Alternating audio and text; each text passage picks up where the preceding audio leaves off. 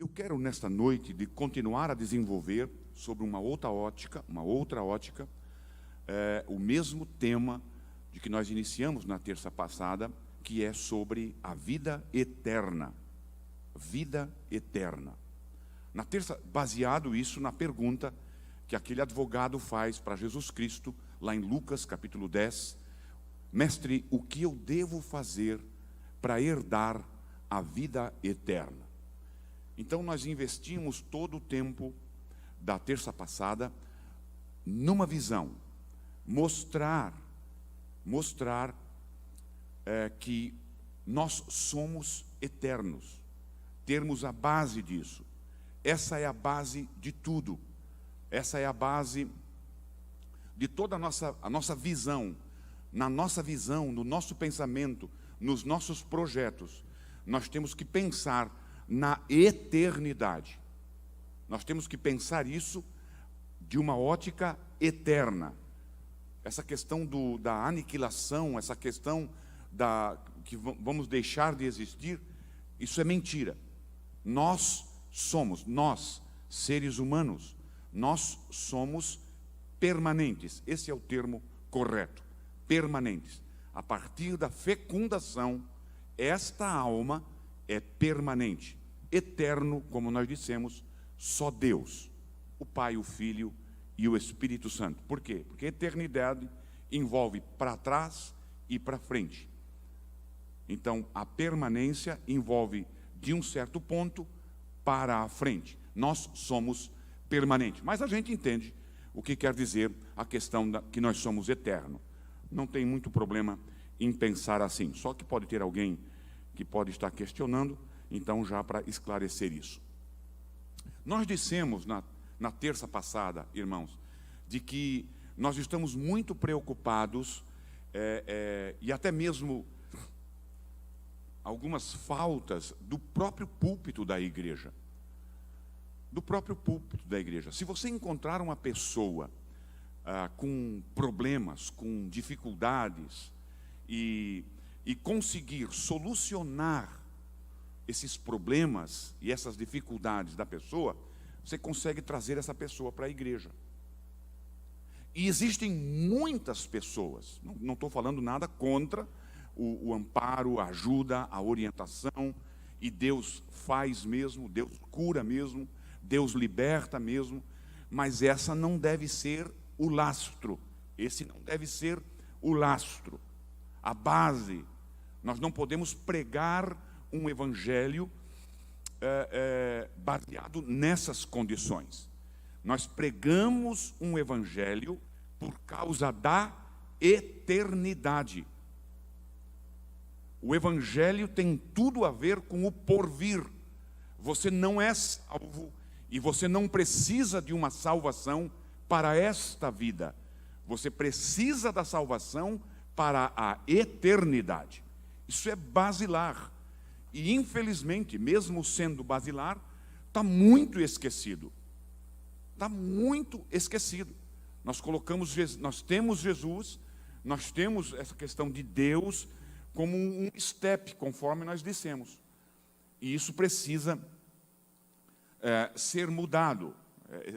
Esse cristianismo barato, essas questões, irmãos, não adianta, nós vamos sofrer nesse mundo.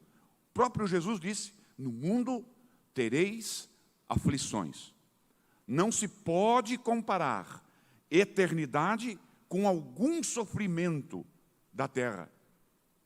Não se pode comparar felicidades com a felicidade eterna. Nada é igual. Não tem comparação, nem em situações e nem em tempo. Não tem. Eterno é eterno. A felicidade que nos aguarda, ninguém desfruta. Ninguém desfruta aqui. A paz da eternidade com Deus, ninguém desfruta aqui. O que nós desfrutamos é uma fagulha, é algo mínimo, não existe comparações. E do outro lado, a verdade é a mesma. Não existe sofrimento sofrido nesta terra que vamos sofrer, ou que alguém sofrerá na eternidade sem Deus. A verdade corta dos dois lados. Não existe, portanto, comparações. Não existe comparações. A motivação, a força motriz para a salvação não tem nada a ver com esta vida. Não tem nada a ver com esta vida. É claro que podemos trabalhar para o Senhor nesta vida, podemos fazer algo pelo reino nesta vida, mas a base da salvação, o nosso alvo maior, está no porvir, na eternidade. Amém? Então, dito isso, concluído isso, eu quero ir então para o segundo. Bom, deixa eu colocar aqui só mais umas coisinhas que me escapou na semana passada por causa do tempo. Seria uma bênção para nós, irmãos, seria uma bênção para nós, se nós fôssemos enviados, se nós passássemos a viver num mundo de quarta categoria, num quarto mundo, num mundo complicado, num mundo difícil. Faria uma bênção espiritual. A nossa visão da eternidade, ela seria modificada muito, de uma forma muito grande, se nós tivéssemos uma vida um pouquinho mais sofrível, se nós vivêssemos num lugar subdesenvolvido, lá no quarto mundo, nós estaríamos melhor passando fome e sendo oprimido num lugar desses, do que estar numa sociedade como estamos vivendo hoje. Rica, sem ter qualquer desejo. Deixa eu apagar essa palavra qualquer.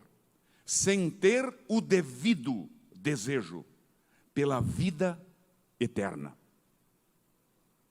Pela vida eterna.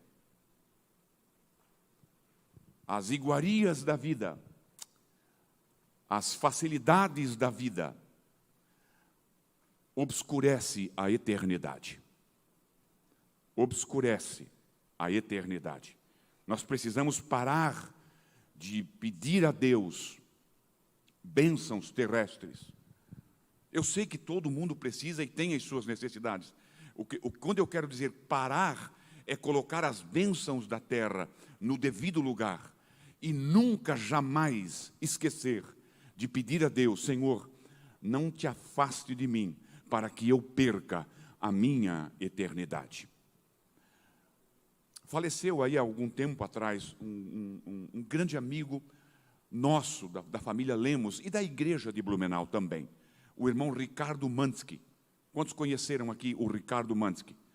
Ele foi um grande construtor e trabalhou muito junto ao meu pai, quando meu pai era presidente da Assembleia de Deus em Blumenau, aqui, nas construções de congregações e igrejas pela igreja de Blumenau. Enfim, inúmeras. E de algumas, a nossa família, os nossos irmãos, eu e os meus irmãos, nós ajudávamos a construir. Me lembro, por exemplo, quando nós construímos a igreja de Gaspar, o Araranguá, a Vila Nova, várias igrejas nós construímos. E um dia eu estava lá na igreja da Velha Central, lá na Velha Central, lá perto do Daru dos Caçador, lá no final, Velha Central. E eu sentei com ele ao lado do púlpito, assim. Sentei ao ler com ele ao lado do púlpito e disse a ele assim: ó, irmão Ricardo, o senhor é um construtor tremendo. O senhor entrou na fila: eu quero ser pedreiro, eu quero ser pedreiro, eu quero ser pedreiro, 3 vezes. E Deus concedeu isso a ele. Por que o irmão não é rico? Assim, naquele bate-papo ali, por que o irmão não é rico? Ele deu aquela risadinha. Eliseu, vou te contar um segredo. Eu não sou rico, porque na minha oração eu sempre orei assim: Senhor, não me dá demais para que eu me esqueças de ti. Não me dá demais para que eu me esqueça de ti. Baseado nisso, Muito bem. Dito isso, falado sobre a nossa eternidade, de que ela é real e nós somos eternos, eu quero hoje iniciar um novo ponto, uma nova visão. Motivação. Qual é a nossa, como é que nós somos motivados para a vida eterna? Como que somos motivados para isso? O que foi que fez aquele advogado, aquele mestre da lei, levantar e pôr Jesus à prova? E pôr Jesus à prova, fazer essa pergunta: o que eu tenho que fazer? Como foi dito, ele era um mestre, ele sabia o que a lei exigia, ele sabia o que a Bíblia dele dizia que ele tinha que fazer para herdar a vida eterna. E nós colocamos isso de que no pergaminho dele estava tudo ali. Só que o pergaminho dele não trabalhava com o coração dele. A Torá dele não agia no coração, não aplacava a necessidade e não acalmava a alma dele sobre a eternidade. E é isso que eu quero trabalhar hoje.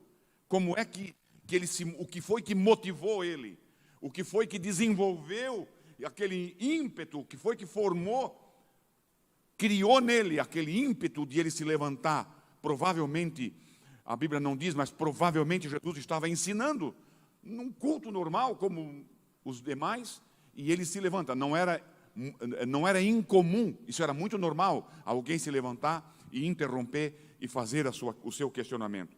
Como é que se motiva?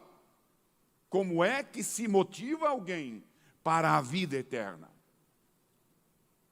A única coisa que você pode fazer para motivar alguém sobre a vida eterna é falar sobre a vida eterna. É desenvolver temas sobre a vida eterna. Explicar as alegrias do céu. Explicar os horrores do inferno. Essa é a base. Você explica a eles de que todo mundo é imortal, de que a alma humana é imortal e que todos viveremos para sempre. Não devemos pregar esse evangelho somente baseado em problemas da vida, que Jesus cura e que Jesus isso. É claro que ele faz. Não estou pregando contra isso, mas essa não deve ser a nossa base. Nós temos que falar sobre o pecado, nós temos que falar sobre o céu, nós precisamos falar sobre a vida eterna. Porque assim que você começa a falar sobre o céu e o inferno, você tem que injetar nessa questão a questão do pecado. Não tem como falar sobre céu e inferno e anular o pecado. Precisamos entrar com o pecado. Nós precisamos falar sobre isso. E você mostra uma posição, você coloca a pessoa, você coloca o teu ouvinte, você coloca aquela pessoa que você está evangelizando, você fala, você coloca ela numa posição, você coloca ela, sabe, na realidade. Olha, a questão não é assim como você está pensando, a questão é essa aqui, ó. Vida eterna, você não precisa fazer nada para ter a vida eterna. Você é eterno. O grande questionamento é: onde você viverá a eternidade? Com quem você vai viver a eternidade? Não, mas eu vou para o céu. Ah, vai? Ah, você vai para o céu? Então, tá. Aí você coloca a pessoa, o ouvinte. Foi isso que os discípulos, a Bíblia não diz, mas se você mergulhar, você vai ver que tem uma conexão. Os 70, Jesus entra, João Batista entra pregando e ele prega o arrependimento. Jesus chega e prega o arrependimento. O que você acha que no capítulo 10 de Lucas, Jesus enviou os 70, de 2 em 2? Qual você acha que era o tema da pregação deles? O mesmo, arrependimento, metanoia, mudança. Arrependimento é isso. até mesmo no pensamento, até mesmo nas vontades, nos desejos, uma mudança radical.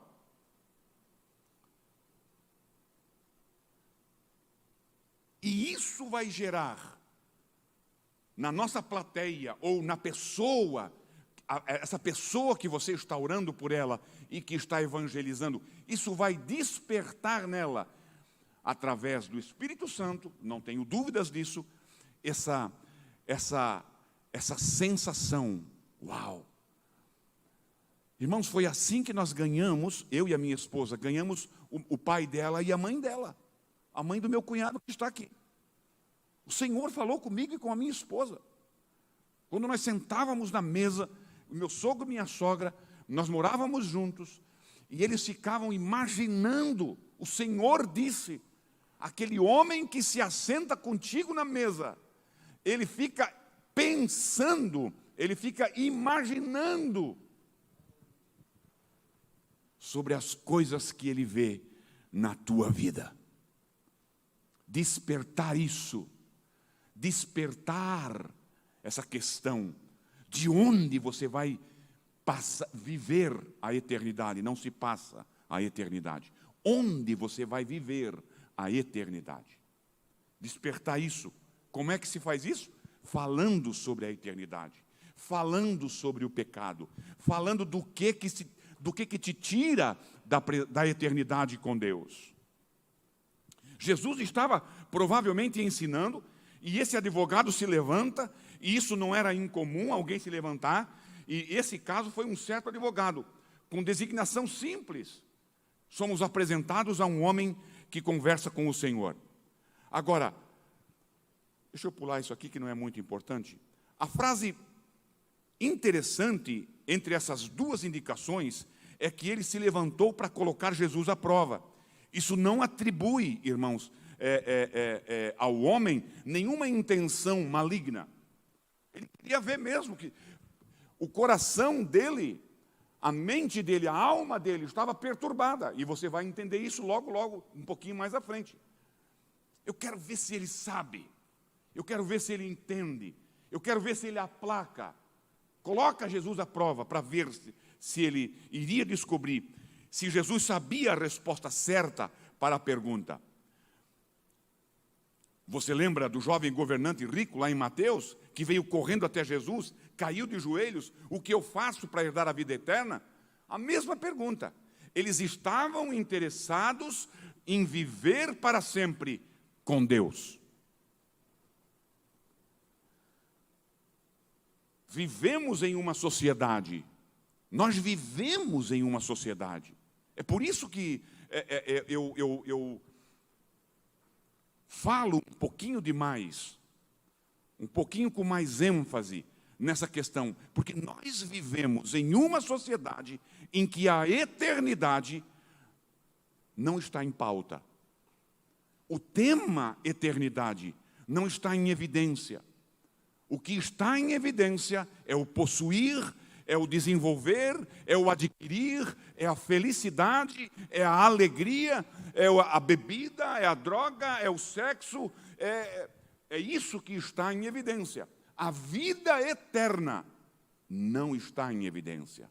A vida eterna não é a tônica da sociedade atual. E esse é um dos sinais da vinda de Jesus. Nós vivemos numa sociedade onde esse não é o problema, mas tem que se tornar um problema para os pregadores. Os pregadores precisam dar ênfase nessa questão da vida eterna. Nós até, com relação a isso, nós até tivemos uma mudança lá na nossa igreja.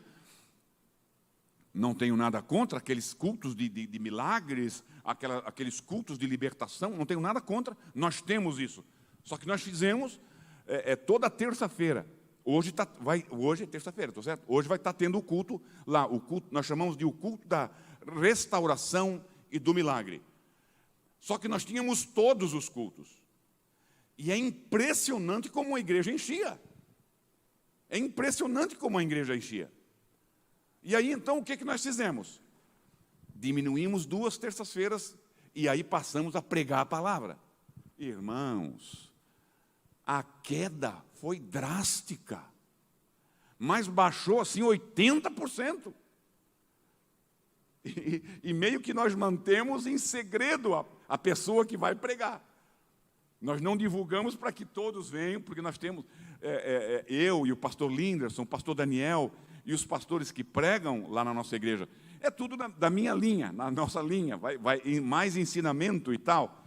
Então nós temos um pastor sim que é da canela de fogo, como vocês entendem, como a gente entende, para não precisar falar muito. E ele era o responsável por essa, ele é um evangelista, pastor evangelista, prega no mundo todo, um homem de Deus. Só que eu percebo que nós não podemos abrir e soltar essa questão, porque tem muita gente que não sabe. Então, volta e meia, eu estou dizendo, se milagre levasse alguém para o céu, todo israelita que saiu do Egito, ele entrava em Canaã. Não é o milagre que vai te libertar no momento da tentação, não é. É o que você sabe da Bíblia.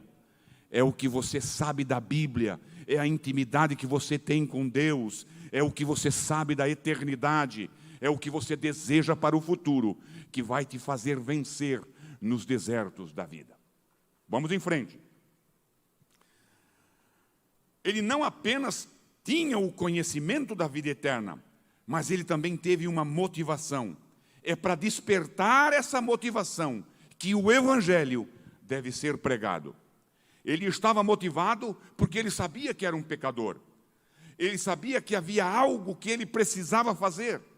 Ele tinha um senso da individualidade da salvação e da sua própria responsabilidade.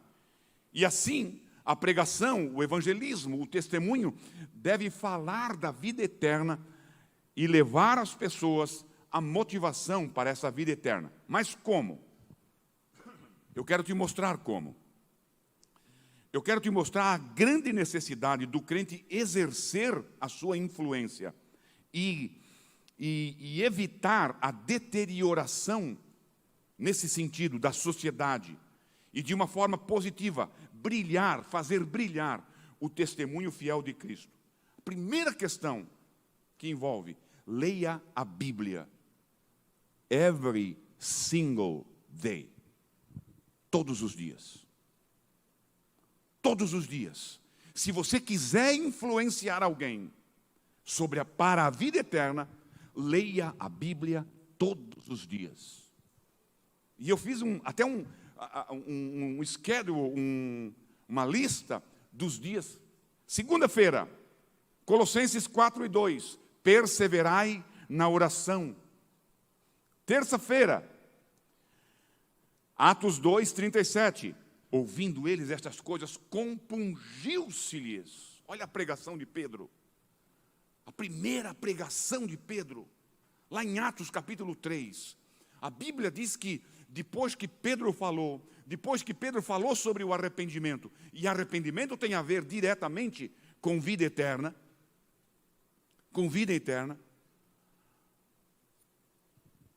arrependimento, ele está envolvido, a palavra arrependimento, a questão do arrependimento, ele está em cima de três pilares.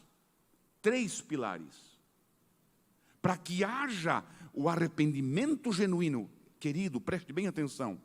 Nós estamos num culto de terça-feira, culto de ensino da palavra. Deus pode batizar com o Espírito Santo, Deus pode fazer tudo aqui, é dele o culto. Mas o objetivo nosso maior é crescer no conhecimento da palavra. Arrependimento, essa metanoia, essa palavra no grego, metanoia, essa transformação, ela está alicerçada sobre três aspectos. Primeiro, notícia. O ouvinte precisa notar. Notícia vem de notar para nós. Eu preciso entender, eu preciso compreender, eu preciso entender o que eu estou ouvindo. Nós temos pessoas que sentam nesses bancos e nos bancos de igreja, ansiosos. Eles estão ansiosos para ouvir uma palavra que vem de encontro àquilo que está no coração dele. Mas nem sempre é isso que eles precisam ouvir. O que eles querem ouvir não é o que eles precisam ouvir. Então eles precisam entender. Segundo, ascensos. Não, o segundo é fiducia. Fiducia. Primeiro, notícia, notar, entender, compreender. O segundo é ascensos. Eu preciso concordar. Eu preciso concordar. Eu tenho que concordar. O que é isso tudo? O que tudo isso envolve? Eu vou subir aqui. Imagina, eu estou indo, eu quero chegar naquele, vamos supor que para lá é o Garcia. E eu pego o ônibus e o ônibus está indo, no meu entendimento, o ônibus está indo para o Garcia. E dentro do ônibus, alguém me diz, seu Eliseu, esse ônibus não está indo para o Garcia. Esse ônibus vai para a Ponte do Salto. Uau! Vai para a Ponte do Salto? Mas eu não quero ir para a Ponte do Salto. Não, mas esse ônibus está indo para a Ponte do Salto. E aí você começa a observar a Ponte do Salto, para Itopava Norte, depois Rua Bahia, vai dar na Ponte do Salto. Notícia. Eu notei que eu estou no ônibus errado. Segundo, ascensos. Eu preciso concordar de que eu estou no ônibus errado. Você já ouviu assim, você sabe que fumar, rapaz, eu sei que fumar dá câncer no pulmão e tal, e mata, mas ele continua fumando? Ele sabe, ele concorda, mas ele não aceita. Então, no arrependimento, eu tenho que notar, eu tenho que concordar. Realmente, está certo. Terceiro, fiducia. Eu preciso ter fé e tomar uma atitude.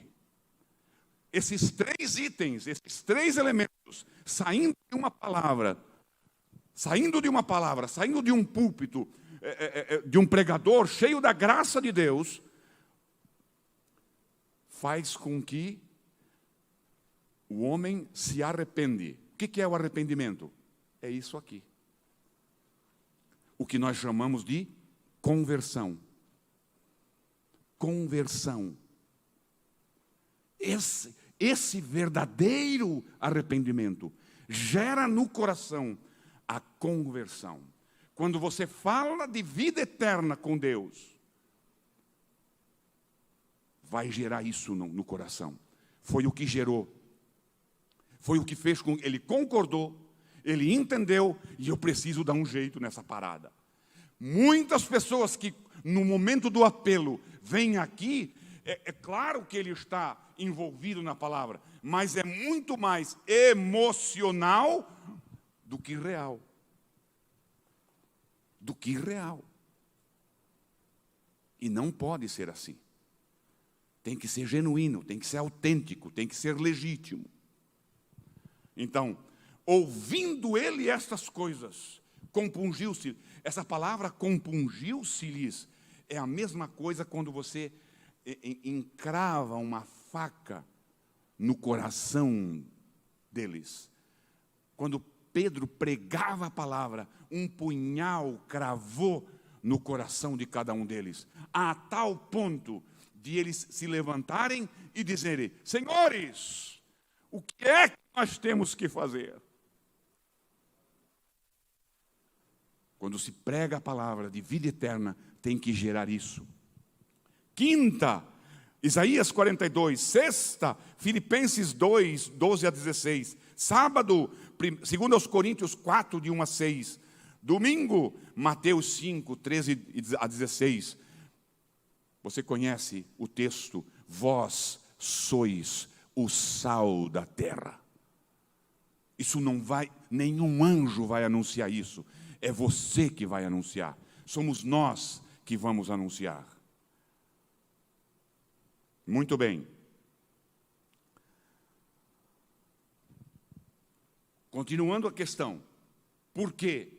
Vamos ver como é que o rapaz se achega a Jesus. Aí então o rapaz se achega, faz a pergunta: mestre, como é que eu faço? O que é que eu tenho que fazer? Aí Jesus responde fazendo uma pergunta a ele: o que é que está escrito na lei? Meu irmão, às vezes nós passamos assim muito rapidamente e perdemos muito da palavra de Deus, do enriquecimento da palavra de Deus, por não observarmos nos detalhes, por não observarmos o contexto, tirarmos o texto do seu contexto.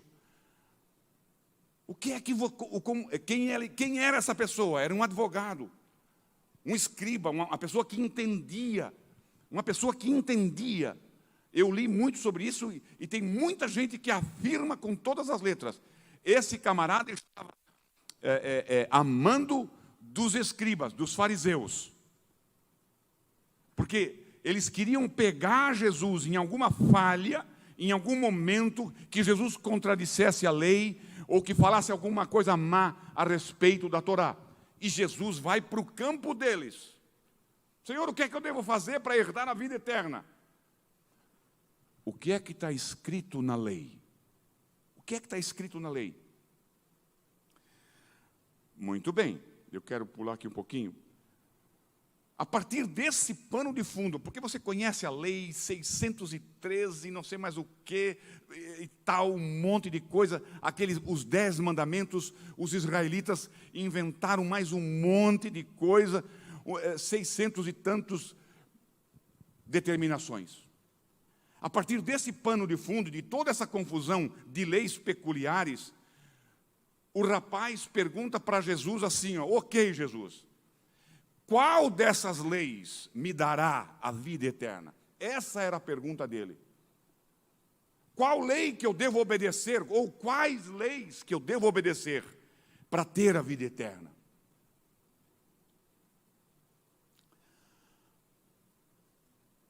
Eu preciso acalmar o meu coração. Onde está a resposta final, não negociável, que diz que eu preciso fazer isso? E Jesus diz assim: você conhece a lei? Você conhece a lei? Na NAS, a New American Standard Bible, diz assim, como é que você entende a lei? Como é que você entende isso? Uma tradução melhor ainda, melhorando isso aqui ainda, Jesus pergunta assim para ele, como é que você recita a lei? E aí o rapaz diz: 2 vezes por dia. 2 vezes por dia, não é?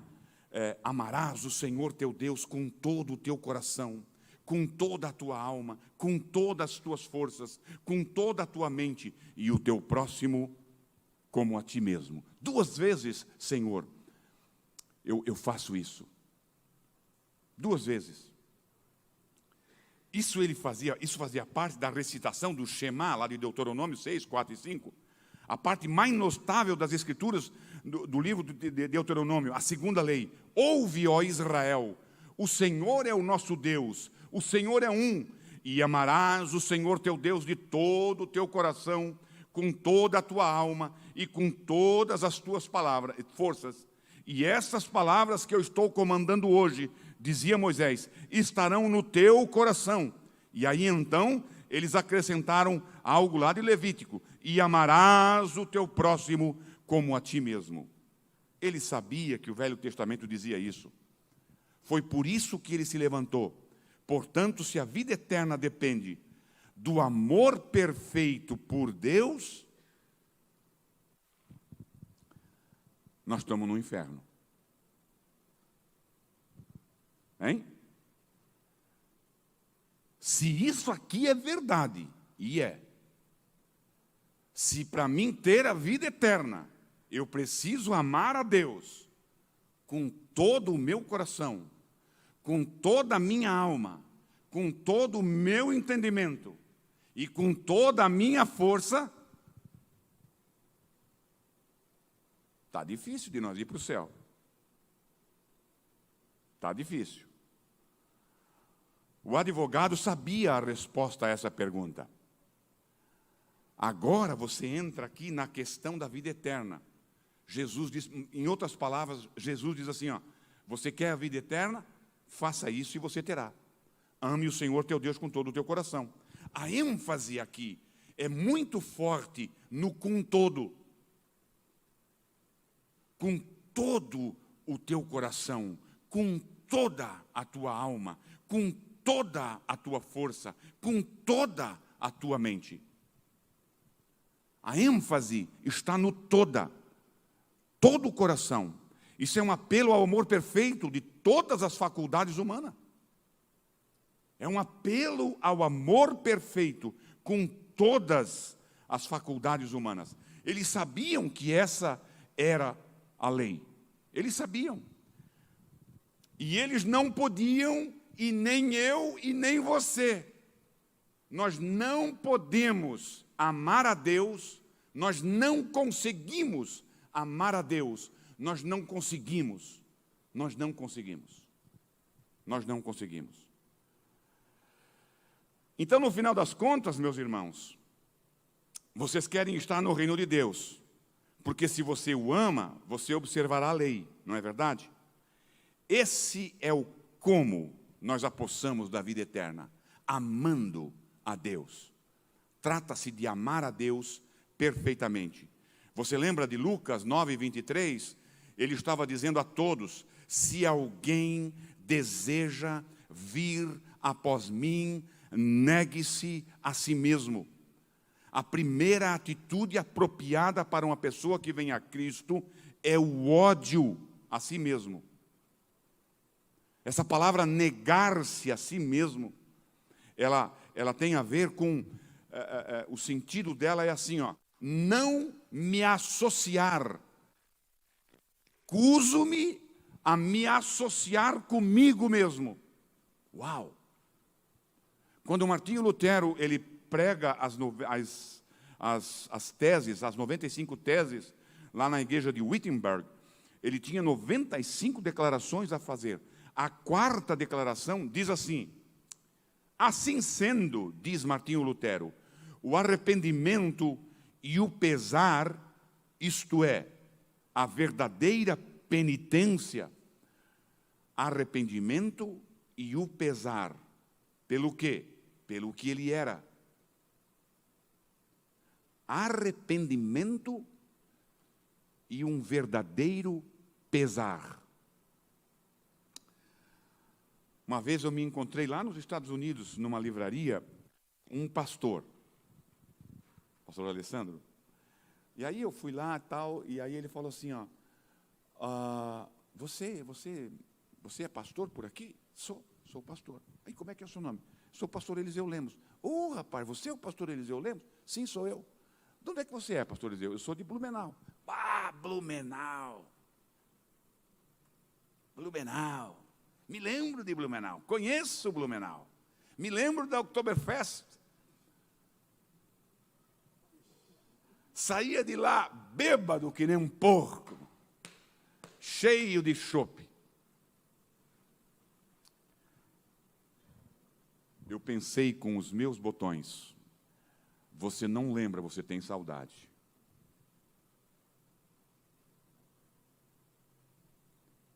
Você não lembra, você tem saudades. Não falei com ele, é claro isso, mas eu calculei com meus botões.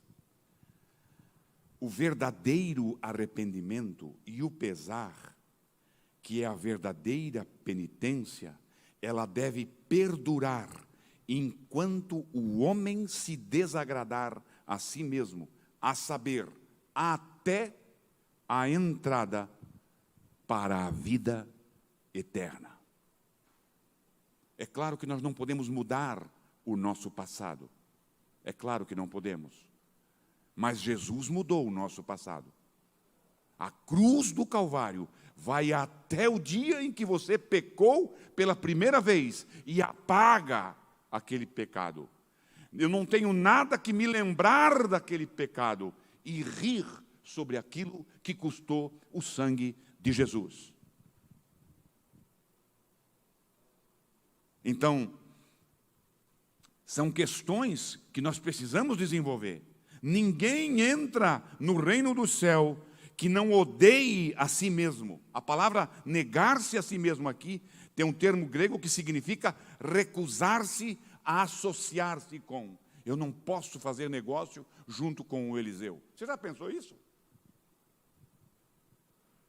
Já pensou a que nível que é a questão?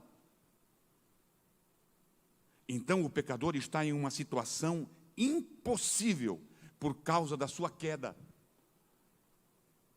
Nós estamos numa posição impossível de fazer isso conosco mesmo. Não consigo fazer isso, eu não consigo me desvencilhar do Eliseu. A pessoa que ama perfeitamente a Deus, que ama perfeitamente os outros, que é totalmente abnegada, altruísta, essa pessoa se qualifica para a vida eterna. Bem, como eu disse, até onde eu posso entender, ninguém será capaz de fazer isso. Isso é certo. Mas esse não é o ponto. Essa não é a tônica da questão. Jesus traz, aquele moço se levanta, preste bem atenção para isso, que eu estou concluindo aqui. Aquele moço se levanta, provoca Jesus. Jesus leva ele para aonde ele era um expert, aonde ele mais entendia. E faz ele dizer com a boca dele: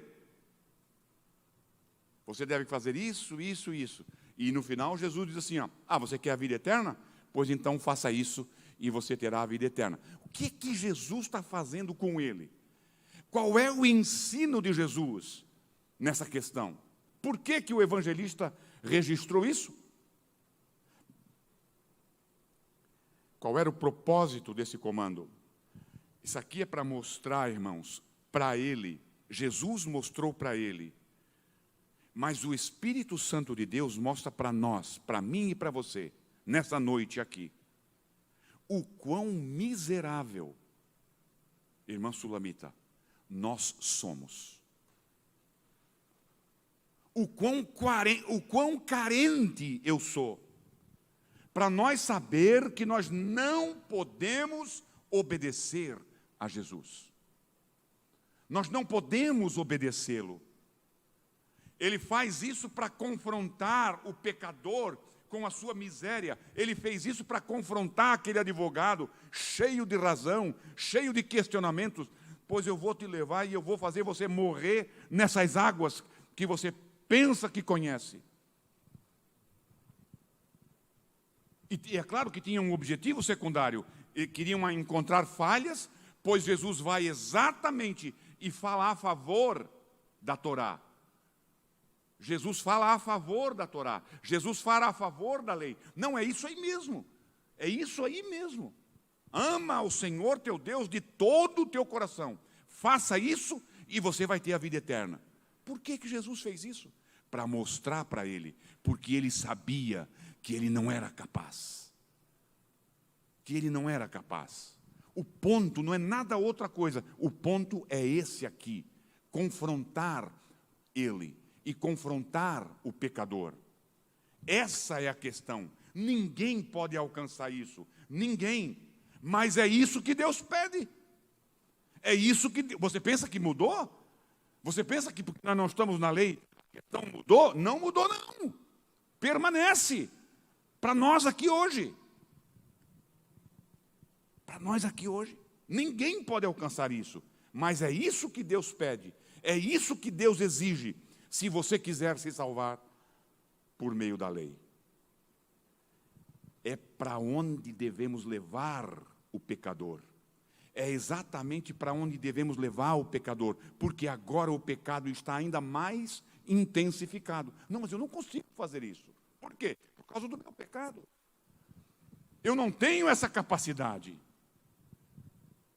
Agora você vai na realidade do inferno e da questão do pecado que o envia para lá, para a realidade do fato de que eu não posso remediar os meus pecados. Eu não tenho força, eu não tenho condição de me arrumar diante de Deus, de me tornar apto diante de Deus. O que é que eu vou fazer? Aí nós temos que ir para Paulo. Sair de Lucas e ir para Gálatas. Gálatas 3 diz, de fato, que acontece exatamente o oposto. Todos quantos são das obras da lei estão sob maldição. Paulo é um assassino aqui. Paulo é ferino. Todos quantos são das obras da lei estão sob maldição. Deus mantém sob maldição todos os homens que quebram a lei. Maldito todo aquele que não cumprir todas as coisas escritas no livro da lei. Deuteronômio 27:2, bem lá no finalzinho do 5º livro de Moisés, bem no final de toda a Torá, que diz: se você quebrar um destes, você está amaldiçoado. Eles sabiam disso. Então o versículo 11 de Gálatas 3 diz assim, ó: ninguém é justificado pela lei diante de Deus. Ninguém. É para esse ponto que você deve conduzir, que a igreja deve conduzir, que a pregação deve conduzir, que o testemunho deve conduzir o ouvinte, o pecador. Existe um inferno e o seu pecado vai mandar você para lá. E há um céu, mas você não pode se qualificar sozinho, porque está sob uma maldição de ter violado a lei. Talvez alguém possa dizer, mas eu nunca matei ninguém, etc. Eu nunca fiz isso, eu nunca briguei, eu nunca adulterei, eu nunca isso, nunca aquilo, nunca nisso. Mas você está amaldiçoado. Por quê? Porque você não ama a Deus com todo o teu coração. Você não ama a Deus com toda a tua alma. Você não ama a Deus com toda a tua força. Você não ama a Deus com todo o teu espírito. E isso está amaldiçoando você. Maldito todo aquele que não obedece a todas as coisas que estão escritas, que está registrado. Na verdade, irmãos, a grande verdade, a lei, ela serve como um aio, como um guia. A lei, ela te conduz. Sabe quando o pai da criança pega a criança pela mão e começa a andar com a criança assim, e vai andando e vai conduzindo? Da mesma forma, a lei deve conduzir-nos. Até onde? Até Jesus Cristo. Eu não consigo cumprir, mas Jesus cumpriu. Jesus fez isso. A Bíblia diz que Deus pega da justiça dele, de Jesus, e reveste-nos com a justiça de Jesus. Eu não consigo, mas Jesus consegue. É por isso que nós precisamos desse arrependimento. É por isso que nós precisamos desse entendimento.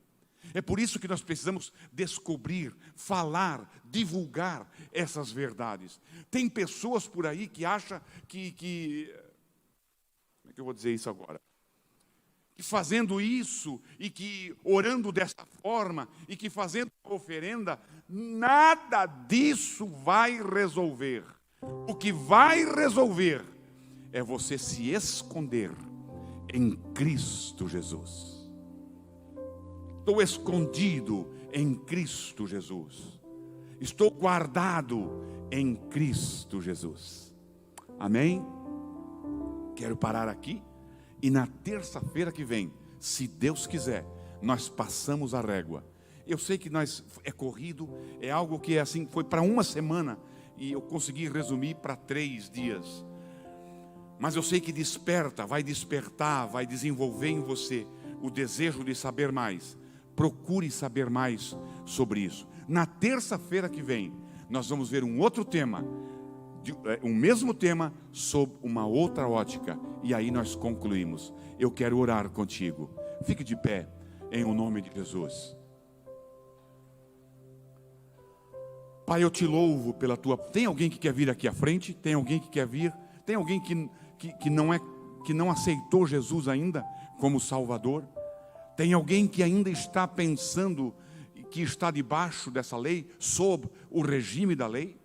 Eu quero que você venha à frente, se você quiser vir à frente. Tem alguém que está com alguma dificuldade, quer uma oração específica? O momento pode ser agora. Você pode vir aqui à frente, nós queremos orar por você.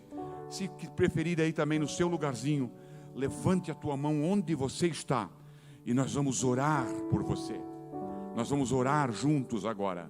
Pai, em o nome de Jesus, a tua palavra, Senhor, nós pregamos a tua palavra, nós desenvolvemos a tua palavra.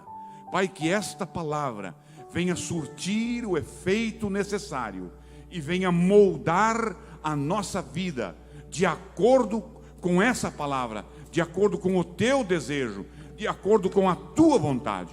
Em o nome de Jesus, muda na nossa vida aquilo que precisa ser mudado, tira aquilo que precisa ser tirado, tira tudo aquilo, Senhor, que me afasta da vida eterna contigo, em o nome de Jesus. Amém, Senhor.